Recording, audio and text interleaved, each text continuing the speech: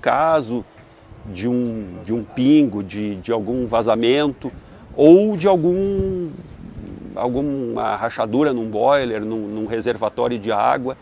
Então, mesmo que não seja no telhado todo, faz uma contenção com um tijolinho num raio próximo e lembrando sempre que precisa de um ladrão. Daí, no caso de vazamento um pouco maior, né, que tenha a capacidade de acumular água, daí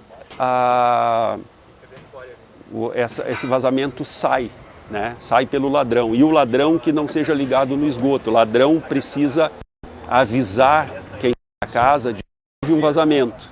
Então, importantíssimo isso, tá? Impermeabilizem, não deixem buracos na laje que possa levar a água lá para baixo, certo? Dica importante. Quer ajuda? Quer descer com ele? A possibilidade de faltar água no tubo não tem. Nos tubos nunca vai faltar água, se faltar água na rede. Não. O tubo fica cheio.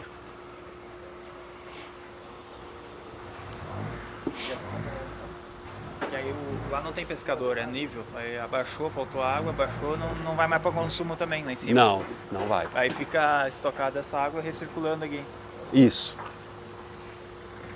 A água do boiler tem que sair lá, ó. Sim, então aí vai cair um pouco o nível e aí fica recirculando. Entrar e fica parado ali.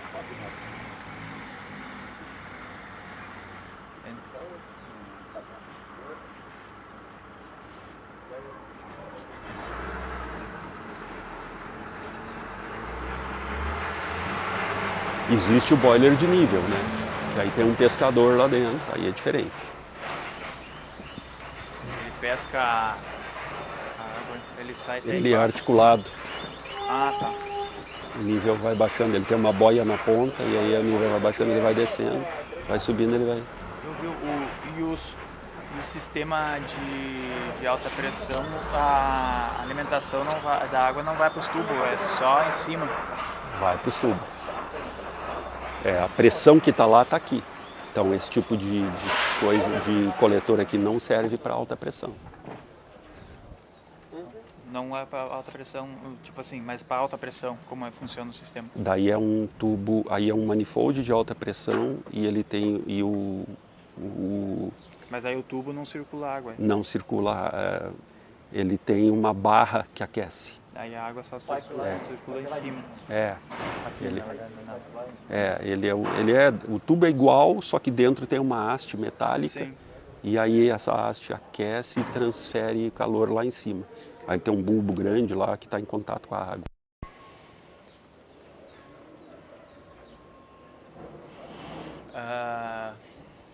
Pressão máxima do boiler e a altura máxima da caixa d'água a 5 metros. Não mais que isso. Isso.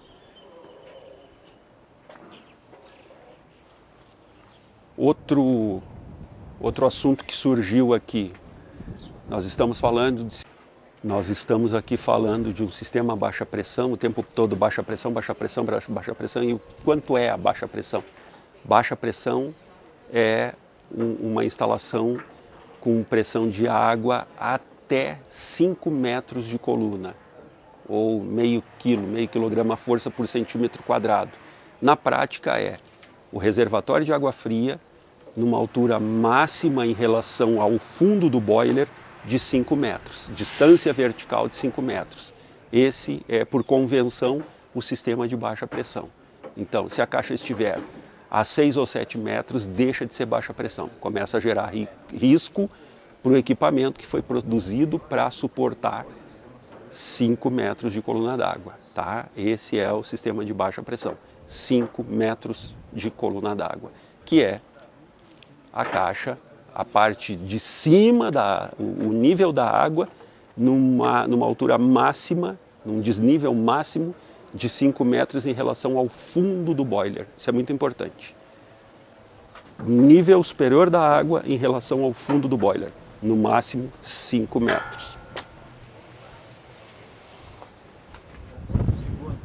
Como o sistema é baixa pressão e a altura normalmente não fica tão alto o sistema, a residência que tem a instalação hidráulica com monocomando, como vai ter pouca pressão de queda, não é tão recomendável Não, E misturador aí. misturador.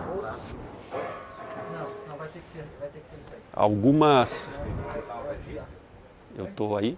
O registro não vai usar isso aqui em cima.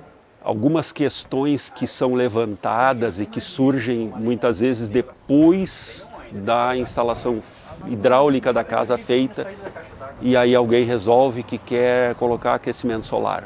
Por exemplo, monocomando. Monocomando, a não ser alguns modelos que são feitos para alta vazão, eles têm uma construção um pouco diferente do normal. O monocomando precisa de pressão, precisa mais do que 5 metros de coluna.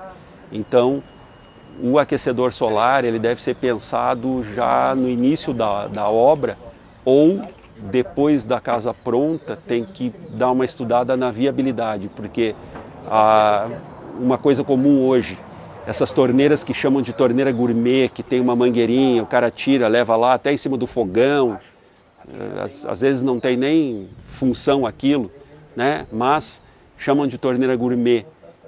Para um sistema solar de baixa pressão, muitas vezes ele não funciona porque a vazão de água vai ficar muito pequena. Aquele monocomando precisa de bastante pressão de água para funcionar legal, para ter um volume bom.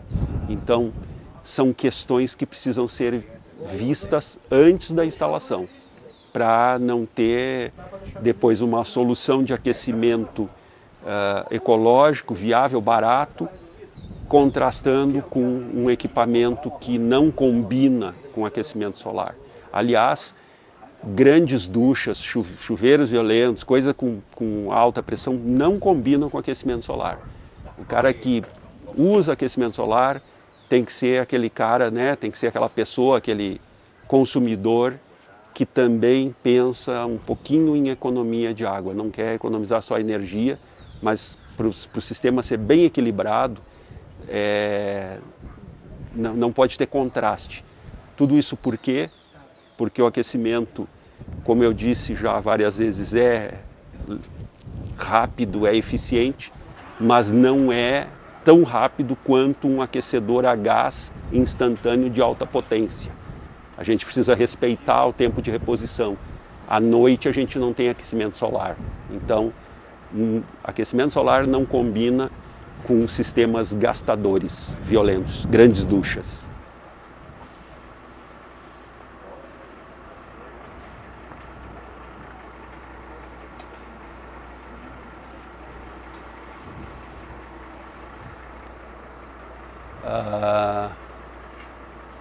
Lembra que nós temos um sifão aí, né?